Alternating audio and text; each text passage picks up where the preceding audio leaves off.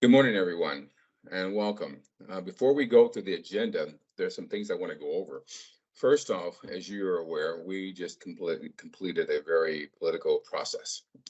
I want to thank all of you, all the staff, all the commissioners for your grace and your professionalism that we just saw throughout the process. One of the things that has happened with this process is that it is now no secret that this organization will produce $2 billion in revenue in the next over the next four or two bienniums rather. That being said, there are a lot of companies in the private sector who thinks that that $2 billion should be in their pockets or their shelves and not something that the government should be involved in.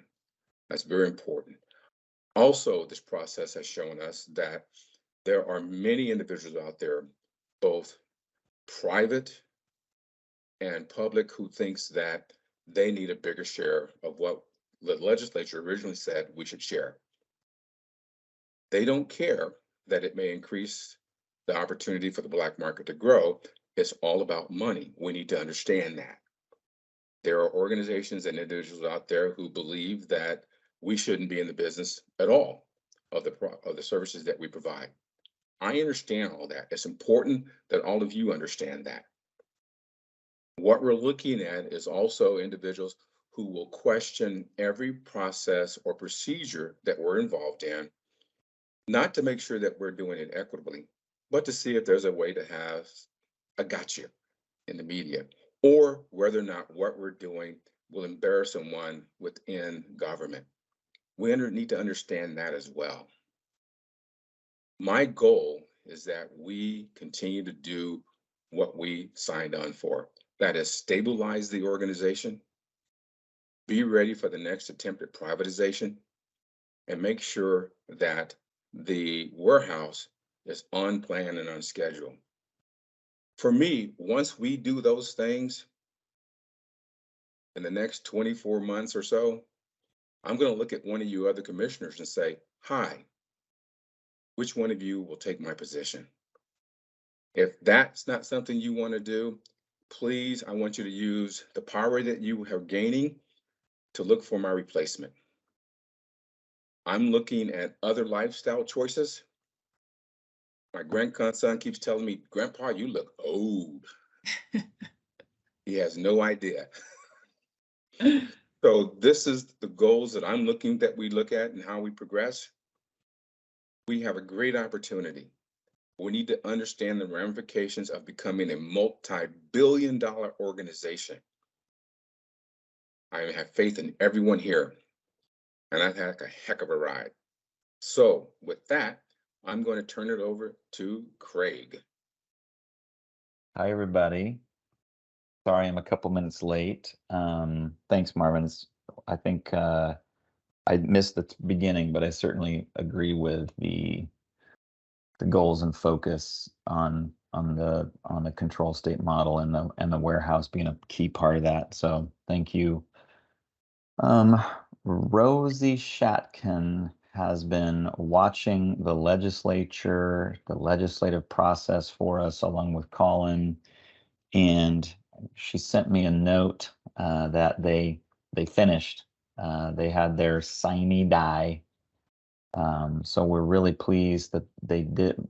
They before they finished, they got moving and moved some bills that are important to us. Rosie's done several updates on 3308 is the alcohol delivery and the budget bills. Rosie, there was two that I wanted to make sure. It looks like we might have Mike Marshall and Tony on here with us. Wanted to make sure we were tracking two bills in particular. One is House Bill 3610, which we've talked about, has a task force to look at beer and wine taxes that we would staff. Rosie, if you have, I don't know if you can bring that one up, if we can look at the language of it. And then we've talked about the congressional districts and the commission moving to 9 members. That one passed as well. Looks like that's 1095. And so, Rosie, those are the two that I feel like I I focused on to make sure the commission understands those two that we haven't talked about as much as some of the ones that were our priority bills. Can you overview those, Rosie? Yes, and I'll thank you, Director Prinz. Rosie Shatkin, Government Relations Director for the Oregon Liquor and Cannabis Commission, for the record. So yes, we did sine die yesterday, and there's a couple of things, and I'll just state this at the upfront. The governor has about 30 days, roughly 30 days since sine die, to get all the blue sheets. These blue sheets are information that we share with the governor's office on any particular bills that will have an impact. We have until August 4th to say if we do have some concerns with some of the bills that are out there, we can share that with the governor's staff as well. The other things our financial officer from DAS is reaching out to us to find out whether or not we have any tasks that were provided to us that were not in the budget or that we would need additional funding for. So we're working on those issues in the immediate future. The other big thing that Craig is pointing out here, sort of recapping the legislative session and separating the bills out into sort of like 4 different areas. So by areas, I mean, we have the OLCC priority bills and the budget bills. Those are bills that we advocated. Then there are those non-OLCC related legislation that came through this session as well that has an impact on us. These are not things that we prioritize. These are not things that we've taken a position on. We've simply provided information to the Legislative Assembly or to the governor's office to learn a little bit more about how these bills potentially might cost the state and how they would impact us. And Director Prinz brought up a couple of those bills.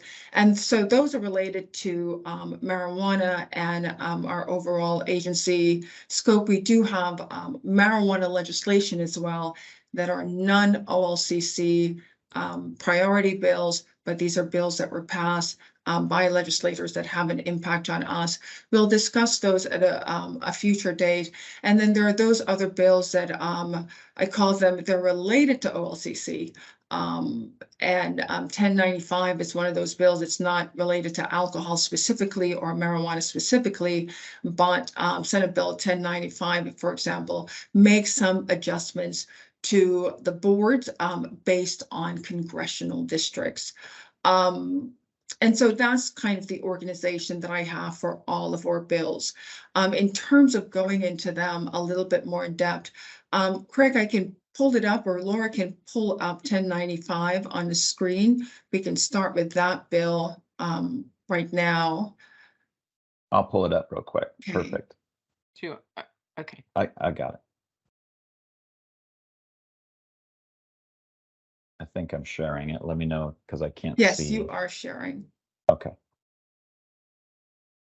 And I think, Craig, the relevant part here is that we're going to get 2 additional members based on our the congressional districts.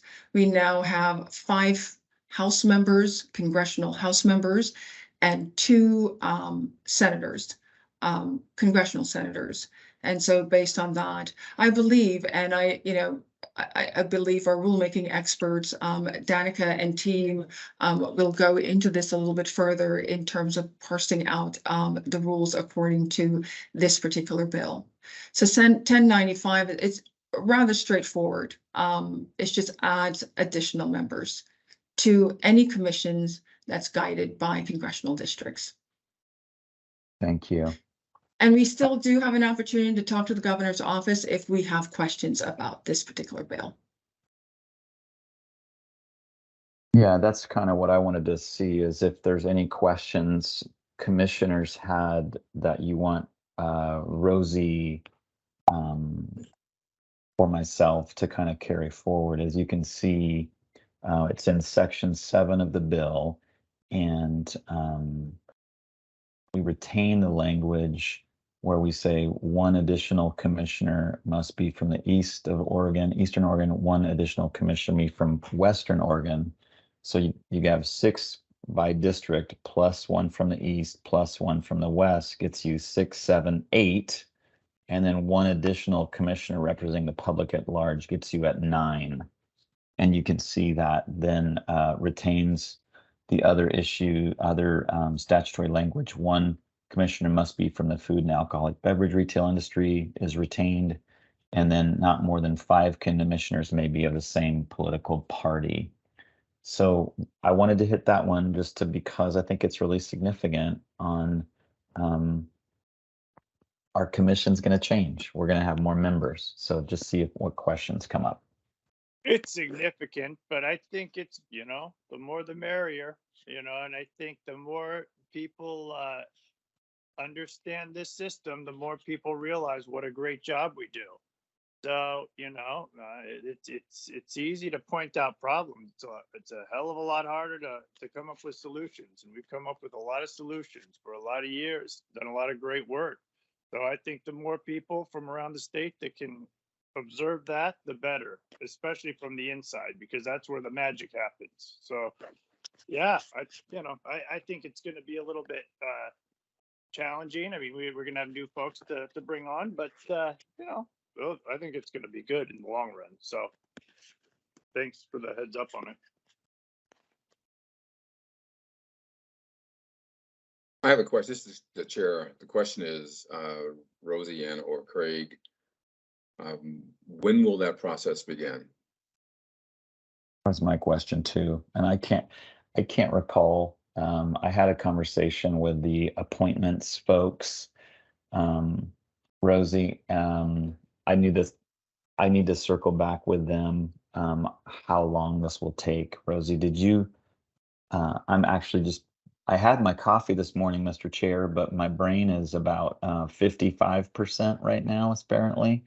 So I had a conversation with the executive appointments person in the governor's office, but it's been long enough that I can't remember the timing and things. Maybe Rosie does. So the bill takes effect upon passage, meaning it's an emergency, so it's immediate. So they're looking into it right now. So our task is to talk to the governor's office to find out what's the next step in terms of finding people and appointment. And that might take a while.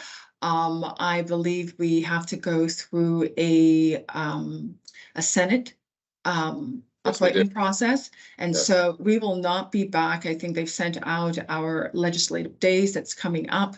I don't know whether it will be during that September process or the following year. So it will take at least, I would say, 6 months from now for them to get to the next step and go through the appointment process.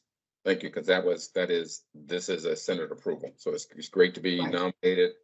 It's great to have your application in.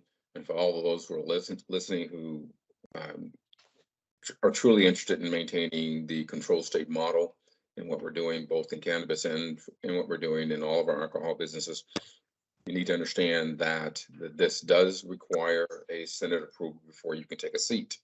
So it could take a bit. So that's what I'm looking for. Thank you very much. Yeah, sure. Chair Revolve. Yes. Commissioner Floyd here. I'm sorry if there's any background noise. I'm on the road, but I do have a question. Does this language, did it add anything about adding as there is a food and bed hospitality representative, does it add somebody from the marijuana side, representative? It doesn't.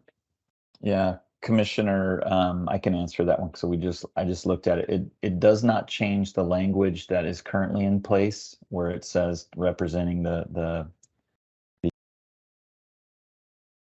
You just went on mute. Oh my gosh.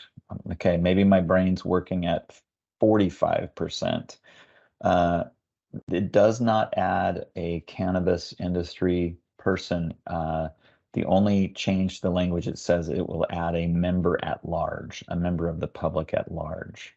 So the language, Commissioner Floyd, regarding that you're under, is retained, and then it just says a commissioner to represent the public at large. It doesn't say specifically on cannabis. Okay, that's interesting, no? And that's the same language that's in all of the other boards. If you look through the bill, it says a member to serve, and what they're doing is they're making sure they always want to have an odd number of commissioners. They don't want to have an even number, so there's going to be tie votes. So if you look through the bill, each of the boards that's impacted, that's the language they use as a member of the public, to represent the public Right. at large. Right. Right, okay. No, I get that. But we're representing two industries now Mhm. with the onboarding of cannabis. So, but no, thank you for answering that. That was my question. Thank you. Yeah, I think that's my misstep, probably, Commissioner. I could have elevated that when they reached out to us and asked us our thoughts. I didn't think at that time, because they probably reached out to me in February, and I was still pretty green. Still am a little green, but I didn't get that language in. There was And- also issues around federal illegality. I mean, in terms of having somebody that is, I mean, with alcohol, that was federally legal. With cannabis, if you have somebody that has the same conflict that is actively in the industry, there was some federal issues around that, acting as a regulator. So we've done the best we can to, represent folks and reach out. But I think that was at least what I remember back when we last broached that subject.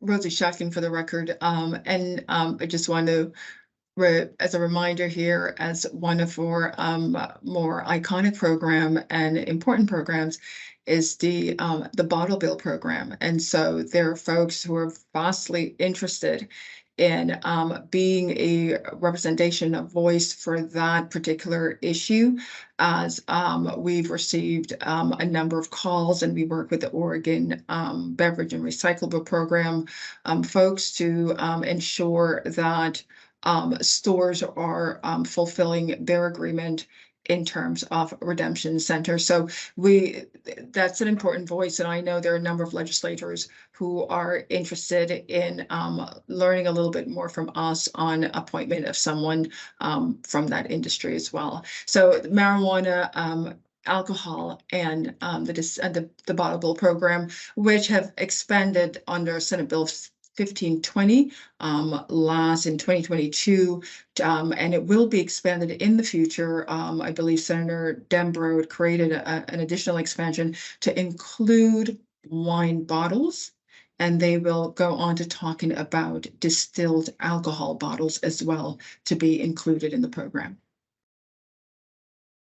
Yeah, so I think to wrap this one up, I think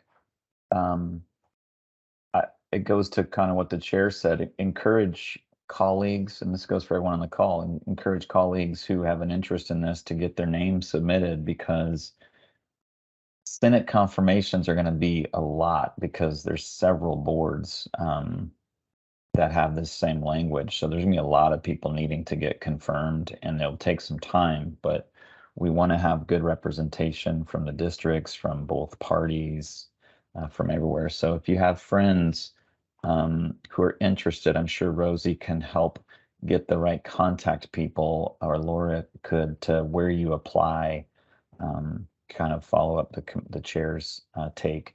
And then the other bill I wanted to hit, if we can switch, is the 3610, and I was going to share that one. This is the one about beer and wine tax. So let me share that one, Rosie, and you can give a bit of an overview on this. And so House Bill 3610, I believe it was one of those bills, although not represented in the floor and Senate votes. It's actually one of those bills that brought a lot of voices together in agreement that a study needed to be done in terms of looking at alcohol prices and addiction, as it's been a big talk in the last few years, and how to go about doing that. And so the interesting thing here, very similar to what we did in House Bill 3000, addressed a major issue around cannabis. In this regards, OLCC will be overseeing the tasking of the task force. And there are 20 members, so that's a lot of members on a task force. And the Senate president gets to appoint 2 members from the Republican and the Democratic parties, the Speaker of the House as well, bipartisan approach. And then the governor has a number, as you can see there. I won't read for everyone here, but the governor has about 16 members to appoint to the task force.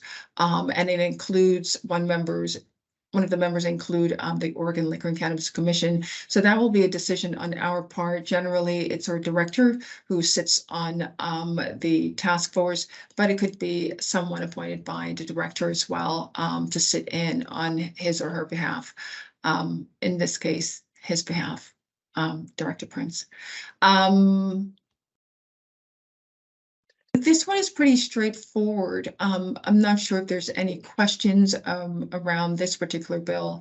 I'm certainly looking to work with the stakeholders on this bill and have a report back by the September 24 of 2024. This bill becomes effective 91 days after sine die. So it will be in September. I think we will have to provide the Legislative Assembly a map of where we are going. So we will be working with the stakeholders closely to come up with that map. Any questions on this bill?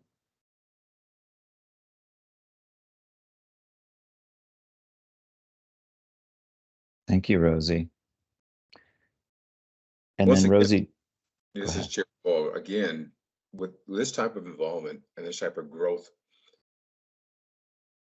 we are a major revenue stream in the state of Oregon, and there are a lot of players, there are a lot of avenues to success. And so as an organization and as commissioners, we need to be ready for these types of changes, because we're at a point where growth has just happened, not by chance, but by due diligence. So be ready, be helpful, be involved. thank you very much, Rosie. I want to, I know we have a lot more we could overview legislatively, but I wanted to let Danica give an update on how things are going with the tax compliance rules and licensing issue that the commission voted in earlier this month. So Danica, can I hand it to you just to kind of give an overview of where we are with licensing and how that's going? Sure. Thank you, Commissioners, Director Prince, Danica Foster for the record, Director of Licensing. So Chair Reval asked for just an update on how licensing is going in general. So I'll start with marijuana and just the general tax compliance impact.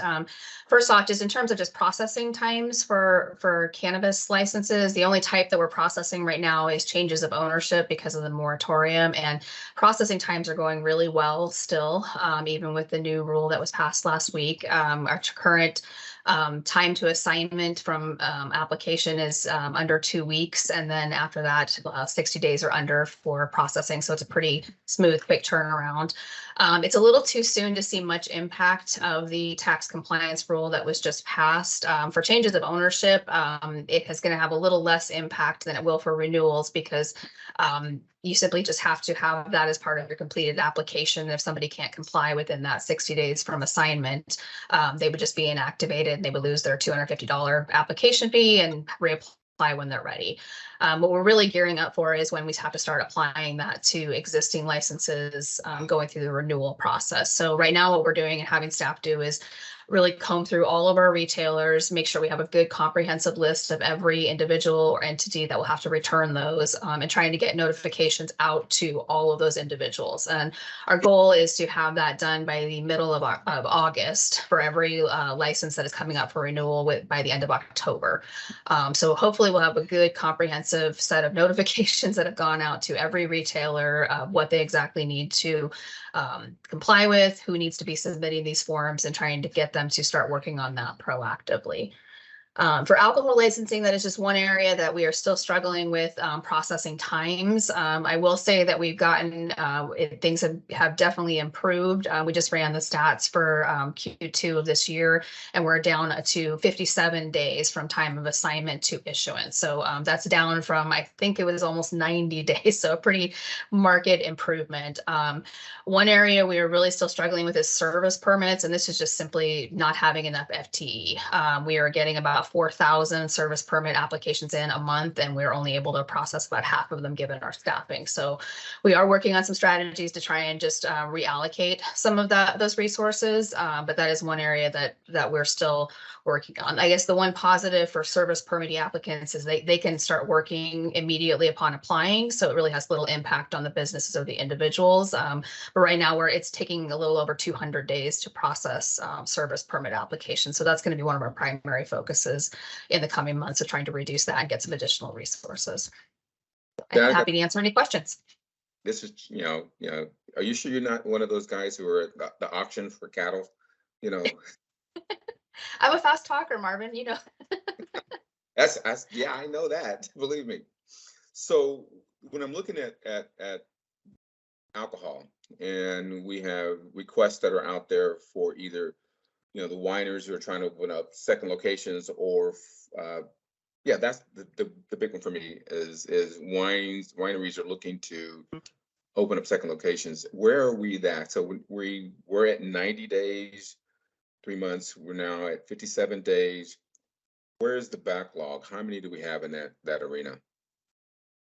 I would have to look for that specific number. I know that has definitely been an issue, especially for wineries when they have their, specific timeframes for both, for both production and moving it over to some of their custom crush agreements.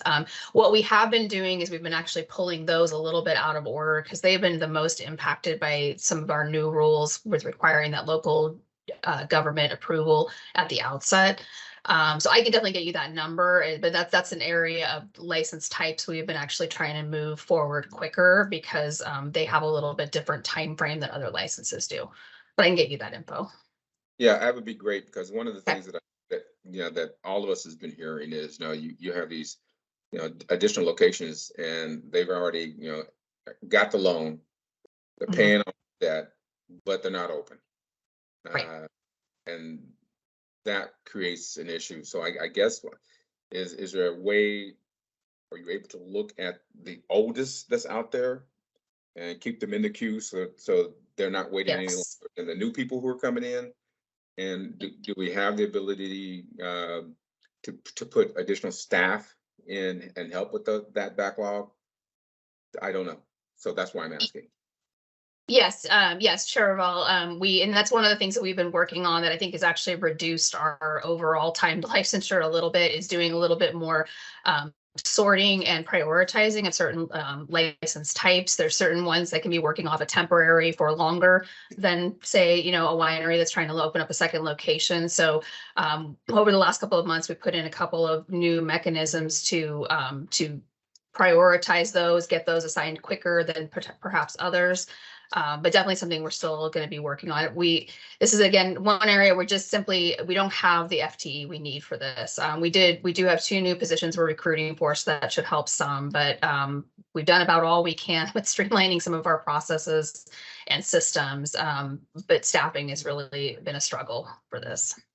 I believe I understand that. Is that one of the things I'm really happy about as far as retiring from my firm is that, we need more people. Not my job.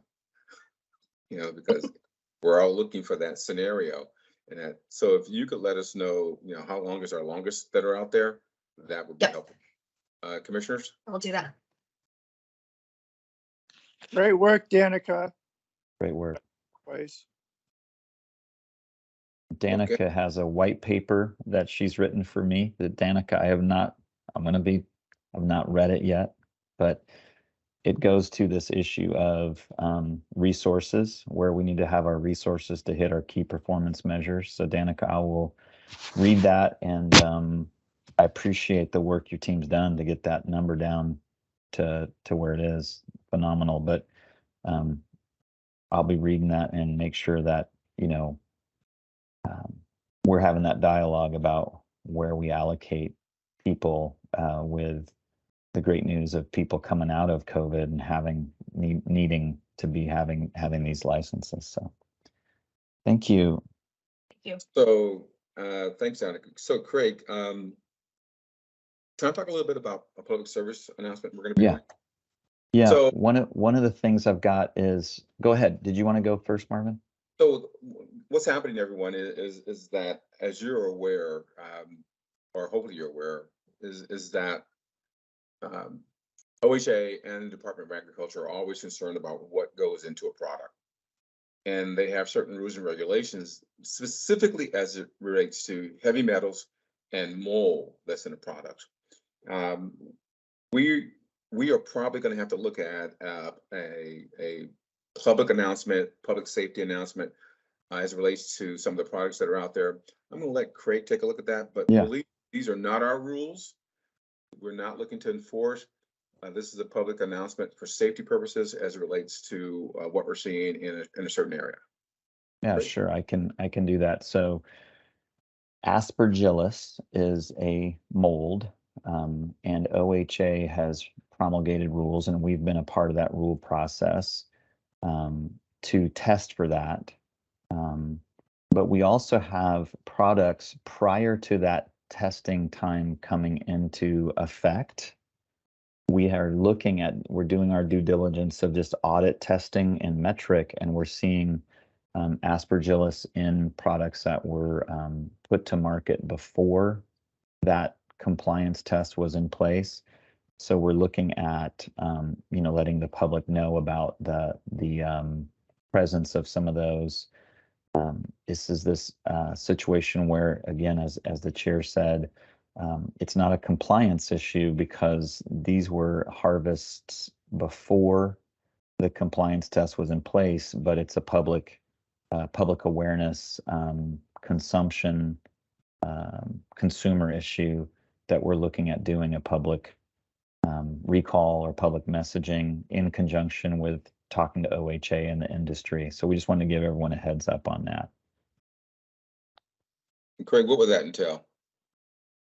I think it's something that we've done in the past. It's a bulletin for a recall, letting folks know what the products are, letting them know that it does contain those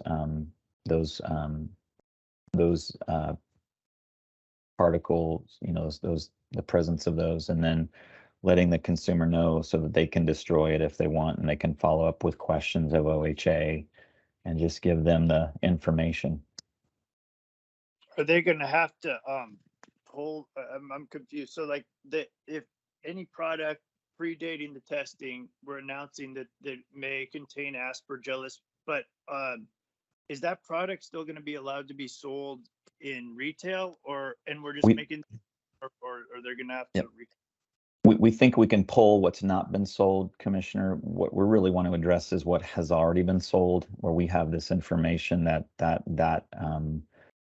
R&D test that's in metric shows that it has those in it. So it's really those. And I can follow up offline, Commissioner, with more detail, because I know you probably have.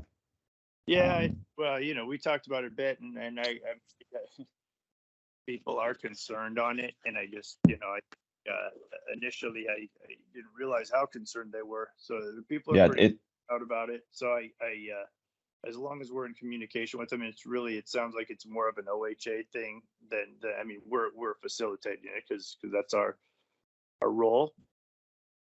Yeah, I think I'm glad we're in touch with the folks, because I saw some petition. I saw got another round of phone calls about it. So I want to be sensitive to it, and I want to be sure we're and I know we are. So yeah. Thank you. But Craig, one thing is, what's the burden, or how do the growers or the producers of this deal with this aspergillus? How big a burden is that on them to eradicate Great this? question. It could be burdensome. In when we talk to folks from the industry, they might have to buy a machine that would basically irradiate it if it had it, which is expensive and has its own concerns for the industry. And so it's really emerging, as Commissioner Melitas said. There's some states do not do recalls, but just do a hazard warning on the label. So we're trying to figure out the best way to handle kind of an emerging issue with the OHA rules that are in place. Yeah, thanks. So everyone, it's important to understand that this is one of those situations when you have a $2 billion operation where people across the country are looking at Oregon as to how we're going to address this issue. This is also one of the situations where we may have a lot of questions and concerns about, are our rules and regulations from 15 years ago equitable? Are our rules and regulations equitable now? It's important that we stand behind what we know now, what we knew then, and how we are progressing. As new technology arise, as new ways to protect the public arise, these types of questions will continue to arise. Looks like Rosie has her hand up, Mr. Chair.